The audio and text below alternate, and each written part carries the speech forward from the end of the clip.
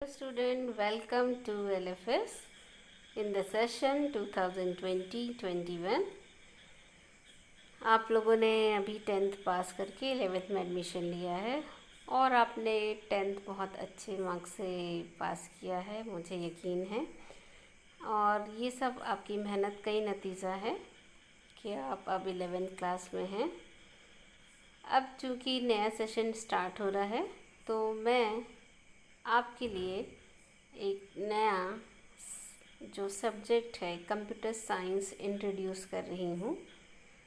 और आप सबको ये बहुत ही इजी लगेगा क्योंकि जो 11th का इस बार का सिलेबस है कंप्यूटर साइंस का, वो बहुत ही 30% कम होने के बाद और बहुत ही इजी सिलेबस हो गया है, जो कि आसानी से आप इसमें अच्छे मार्क्स स्कोर कर सकते हैं। तो जो सिलेबस है उसका एक क्विक रिव्यू मैं आपको दिखाना चाहती हूँ कि इस बार के सिलेबस में क्या क्या चीज़ें डिडक्ट हो गई हैं और अब जो न्यू सिलेबस है वो किस तरह का है। तो ये है हमारा क्लास 11 कंप्यूटर साइंस, जहाँ ये जो सिलेबस हमें CBSE एकेडमिक से मिला है। रिवाइज सिलेबस देखिए, कंप्यूटर साइंस रिवाइज क्लास 11 और हमारे सब्जेक्ट का कोड होगा 083। किस सेशन के लिए? 2020-21 के लिए। हमेशा के लिए यही कोड होता है। जो सेशन 20 और 21 है उसके लिए जो ये नया सिलेबस है जो कि डिडक्ट होके आया है वो कुछ इस तरह का है। फर्स्ट यूनिट जो है आपकी कंप्यूटर सिस्टम एंड ऑर्गेनाइजेशन। देखिए ये जो है इसमें थ्योरी 10 मार्क्स की है ना, और प्रैक्टिकल जो आएगा वो 5 मार्क्स के क्वेश्चंस का आएगा। दूसरा आपका यूनिट है कंप्यूटेशनल थिंकिंग एंड प्रोग्रामिंग 1, जिसमें हम पाइथन प्रोग्रामिंग एकदम स्टार्ट करेंगे। बिगनर्स के लिए होगी वो, जो कि आपका टोटल जो है इसमें 45 मार्क्स का रहेगा। और थर्ड यूनिट आपकी है सोसाइटी लॉ एंड एथिक्स, जो कि 15 मार्क्स की है।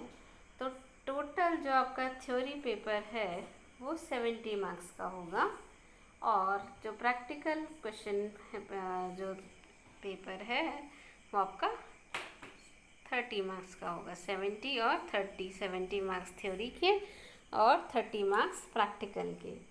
तो जो इसकी फर्स्ट यूनिट है इसमें क्या है? फर्स्ट यूनिट है आपकी कंप्यूटर सिस्टम एंड ऑर्गेनाइजेशन।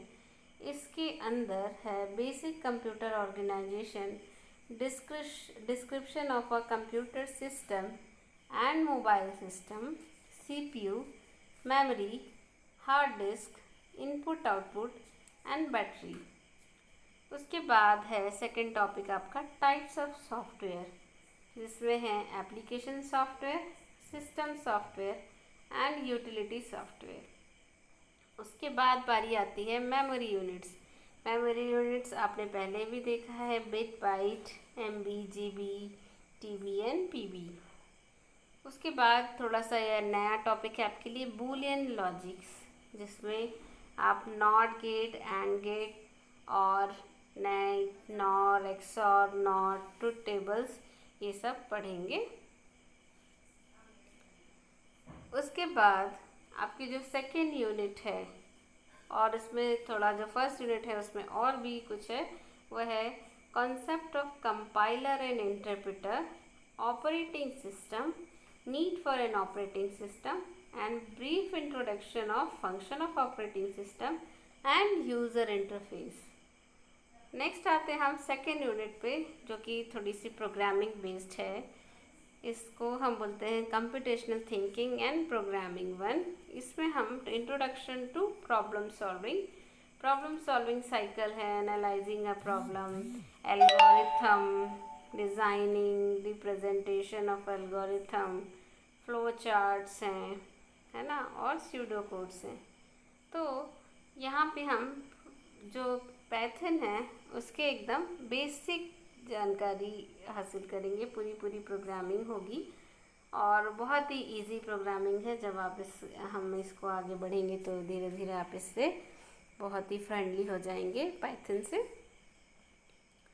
और थर्ड यूनिट जो है आपकी सोसाइटी लॉ एंड एथिक्स, इसमें साइबर सेफ्टी, ये आज की जो करंट लाइफ चल रही है उसमें साइबर सेफ्टी, सिक्योरिटी बहुत ही मेन इशू है, क्योंकि हम सारा काम ऑनलाइन कर रहे हैं।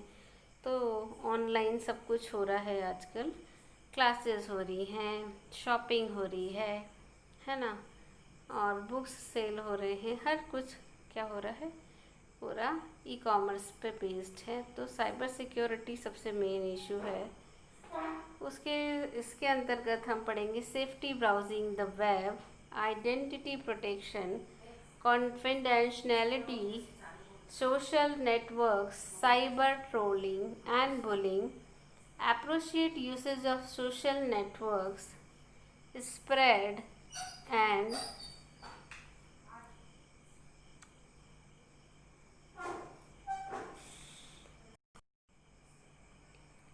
safety accessing websites, adware, malware, viruses, trojans, and safety communicating data, secure connection, eavesdropping, phishing, and identity verification, intellectual property rights, digital rights, ये सब जो हैं, फ्रॉड कैसे होता है, साइबर क्राइम क्या होता है, फिर साइबर जो एक्ट है IT एक्ट 2000 वो क्या है, इसमें यही सब चीज़ें हैं। तो यूनिट 3 भी आपके लिए बहुत ही इंटरेस्टिंग और इजी हो जाएगी। तो मेन फोकस हम करेंगे हमारी यूनिट 2 पर, जो कि प्रोग्रामिंग बेस्ड है, जो कि 12th में काम आएगी और बहुत ही ईजी है, यकीन मानिए बहुत ईजी है। आप आसानी से इसमें ये बहुत ही फ्रेंडली हो जाएंगे आप पाइथन से, और पाइथन आज की मार्केट की डिमांड है। तो मैं चाहूँगी कि सभी लोग पाइथन सीखें, है ना। और ये है आपका प्रैक्टिकल पोर्शन।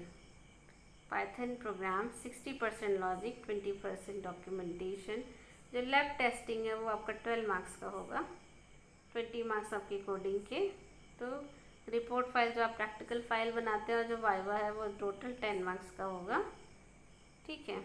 रिपोर्ट फाइल जो है वो 20 मार्क्स की, और जो प्रोजेक्ट बनाएंगे वो 8 मार्क्स का होगा। तो टोटल ये पूरे जो डिस्ट्रीब्यूशन है मार्क्स का वो हो गया 12, 10 और 8। तो टोटल कितने मार्क्स हो गए, 30, ठीक है। अब प्रैक्टिकल लिस्ट भी दी है कि आपको आपके प्रैक्टिकल फाइल में ये सारे प्रोग्राम्स लिखने हैं। Input a welcome message and display it. Input 2 numbers and display the larger and smaller number. Input 3 numbers and display the largest and smallest number. Given 2 numbers x and n, और compute करना है x to the power n। एक और program है write a program to input the value of x and n and print the sum of the following series। ये आपको निकालनी है। तो अब थोड़ा सा हम अपने इंट्रोडक्शन पे आते हैं कि हम कंप्यूटर साइंस पढ़ रहे हैं। तो सबसे पहले उसमें हम आते हैं कि क्या है। तो computer has made great inroads in our everyday life and thinking. They are put to use for all sorts of application, ranging from complex calculation or frontline research, engineering, simulation, teaching, printing books and recreational games, है ना। आज का युग computer का युग हो गया है।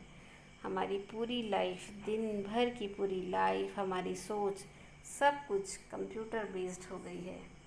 The areas of application of computers are confined only by limitations on human creativity and imagination. Any task can now be easily performed on a computer. जो कंप्यूटर के एरियाज हो गए हैं वो सारे क्षेत्र में अब कंप्यूटर यूज़ होने लग गया है, जहाँ पे ह्यूमन क्रिएटिविटी और इमेजिनेशन से आगे हम चले गए हैं। कोई भी काम आजकल हर काम हम कंप्यूटर पे ही करने लग गए हैं। Therefore, it is very essential for everyone in the society to know about a computer। मैं यही बात बोल रही हूँ कि हर पर्सन को आज कंप्यूटर से भी होना चाहिए। आपने देखा कि आज जो हम ऑनलाइन टीचिंग चल रही है वो किस पे चल रही है, कंप्यूटर पे बेस्ड है ना। अगर किसी पर्सन को कंप्यूटर नहीं आएगा तो वो अपना टीचिंग जो टेक्निक्स हैं उनको नहीं आएंगी तो वो अपना टीचिंग को आगे नहीं बढ़ा सकता है ना। अगर आपके पास मोबाइल नहीं होता, कंप्यूटर नहीं होता, तो क्या आप ऑनलाइन स्टडी कर पाते? नहीं कर पाते। तो आज का युग पूरा कंप्यूटर युग हो गया है, कंप्यूटर सेवी होना बहुत ज़रूरी है। और साथ ही साथ अब जो जो नई लैंग्वेजेस आ रहे हैं, नए सॉफ्टवेयर्स आ रहे हैं, उनसे भी आपको फ्रेंडली होना पड़ेगा। तो आज अब हम प्रॉपर डेफिनेशन पे आते हैं कि what is a computer. What is a computer? Computer can access and process data millions of time faster than humans can. क्या कर रहा है कंप्यूटर? क्या करता है? एक्सेस भी करता है, प्रोसेस भी करता है मिलियंस ऑफ टाइम्स डेटा को, और इतनी जल्दी करता है ह्यूमन से, कितने मिलियंस ऑफ टाइम्स ज़्यादा फास्ट है वो। अ computer can memory process them and produce the desire result. Computer क्या करता है? डेटा को स्टोर भी करता है, इंफॉर्मेशन को, है ना, प्रोसेस भी करता है और रिजल्ट भी प्रोड्यूस करके देता है। Computers can do a lot of tasks such as playing games, railway reservation, weather forecasting, error detection, etc. तो कंप्यूटर बहुत सारे टास्क करता है, जैसे हम गेम खेलने के लिए, रेलवे रिजर्वेशन के लिए, वेदर फोरकास्टिंग के लिए, है ना, यूज़ करते हैं कंप्यूटर को। A computer is use essentially as a data processor. कैसे यूज़ करते हैं? वैसे डेटा प्रोसेसर यूज़ करते हैं। The term data and information are commonly used but they are very different from each other. So क्या है data? क्या है data? In computer terminology means raw facts and figures. For example, Rahul 23 etcetera. Rahul बोलने से कुछ समझ आ रहा है या 23 बोलने से नहीं। जब इस डेटा को हम कुछ मीनिंग देते हैं, कुछ चीज़ में प्रोसेस करते हैं, तो हमको एक रिजल्ट मिलता है और वो होता है information. So information is what? Information, it means what we get after processing data, that is information, means meaningful data. For example, Rahul whose roll number is 23। हमने सिर्फ राहुल और 23 दिया था, इनपुट किया था, इससे कुछ समझ में आया नहीं। अब हम जब वो प्रोसेस हुआ तो हमारे पास एक इन्फॉर्मेशन मिली हमको कि Rahul whose roll number is 23। तो ये देखिए इसकी diagram. Information is created from data. Data हमने दिया, उसकी प्रोसेसिंग हुई कंप्यूटर में, और उसके बाद हमको मिला इन्फॉर्मेशन। क्लियर? ये देखिए इनपुट डिवाइसेस के थ्रू डेटा कहाँ गया? कंप्यूटर में उसकी प्रोसेसिंग हुई। हम उसको स्टोर करके भी रख सकते हैं, और अगर हमें डिस्प्ले करने की ज़रूरत है तो आउटपुट यूनिट से उसको डिस्प्ले भी कर सकते हैं। ठीक है, तो ये था हमारा what is computer, what is data, what is information, how to input data and how to get result from the output device. अब इनपुट यूनिट क्या है? Central processing and output unit. So the input unit is form by the input devices attached to the computer. The input unit is responsible for taking input and converting it into computer understandable form, the binary code। हम जानते हैं ना कि computer language सारी किस पे होती है? बाइनरी कोड पे बेस्ड होती है। Example of input devices are keyboard, mouse, joystick, scanners, etc. The CPU is the control center of the computer. It guides, directs, and governs its performance. It is the brain of the computer. The CPU has two components. First, control unit, and second is ALU. So, control unit, what performed by the control unit? What action performed by the control unit? The CPU guides and control the interpretation, flow, and manipulation of all data and information. And ALU, the ALU performs ALU stand for Arithmetic Logic Unit. The ALU performs all the four arithmetic plus, minus, asterisk, division and some logical operations like greater than, less than, greater than equal to, less than equal to, not equal to, these operations. The output unit is formed by the output devices attached to the computer. The output unit convert electrical signals coming from the CPU into characters, graphical or audio visual form which can be understood by human. For example, speakers, printers, headphones are the example of output devices. Now the memory. The memory of a computer is more like a predefined working place where it temporarily keeps information and data to facilitate its performance. When the task is performed, it clears the memory and memory space is then available for the next task to be performed. है ना. तो memory क्या करती है, temporary store कर सकती है data को, परमानेंट भी कर सकती है. तो memory, the memory of a computer can thought of as cell, cell की तरह वर्क करती है. Each of this cell is further divided into small parts called bits. Memory को फिर छोटे छोटे पार्ट्स में डिवाइड किया जाता है और उसको हम बिट्स बोलते हैं. A bit means a binary digit either 0 और 1 bit. दो पार्ट्स की दो होती हैं, या तो 0 होती है या 1 होती है. A bit is an elementary unit of the memory. 8 bit together form a byte, है ना. तो बिट क्या होती है, एलिमेंट्री यूनिट होती है मेमोरी की, और 8 बिट टुगेदर बन के क्या बनते हैं, एक बाइट बनते हैं. ये देखिए, सबसे पहले बिट आती है जिसमें 0 या 1 होता है सिंगल बिट में. फिर निबल होता है, उसमें 4 बाइट्स होती हैं. फिर 8 बिट्स की एक बाइट बनती है. फिर 1 किलो बाइट होते हैं, 1024 बाइट्स, और 1024 मेगा बिट्स होते हैं. और उसके बाद जो गीगाबाइट आते हैं, है ना. तो ये थी मेमोरी यूनिट्स. अब बात आती है कंप्यूटर हार्डवेयर और सॉफ्टवेयर. क्या होते हैं हार्डवेयर. तो हार्डवेयर आप सब जानते हैं कि hardware represent the physical and tangible components of the computer. That is the components that can be seen और touch. Input devices, output devices, CPU, hard disk, etc. are all example of hardware. And what is software? Software represent the set of programs that govern the operation of a computer system and make the hardware run.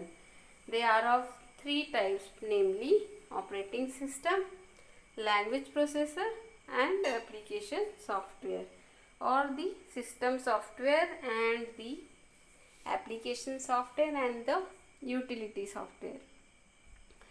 तो ये सब आज हमने सीखा कि computer क्या है, parts of computer क्या हैं. अब थोड़ी बात करते हैं कि कुछ वीकनेस भी हैं, कुछ एडवांटेजेस भी हैं कंप्यूटर लैंग्वेजेस कंप्यूटर के, वो क्या हैं. तो strength and weakness of a computer. There are some big advantages and disadvantages of a computer. These are as follows. So some advantages are speed. आप जानते हैं computers are much faster as compared to humans and can perform a task in minutes or seconds which might take days to perform manually. अगर हम कोई काम हाथ से करने बैठें तो हो सकता है उसमें पूरा दिन लग जाए, लेकिन हम कंप्यूटर से उन्हें मिनटों में और सेकंड्स में पूरा कर सकते हैं. तो कंप्यूटर की स्पीड बहुत फास्ट होती है. High storage capacity. हमारी मेमोरी इतनी चीज़ें याद नहीं रख सकती है ना जितनी की कंप्यूटर मेमोरी होती है, तो उसकी हाई स्टोरेज कैपेसिटी होती है. Computer can store large amount of data in a very small space. A hard disk can store data from 100 GB to 10 TB, which is huge. Accuracy. Computer can perform all the calculation and comparison accurately provided the hardware does not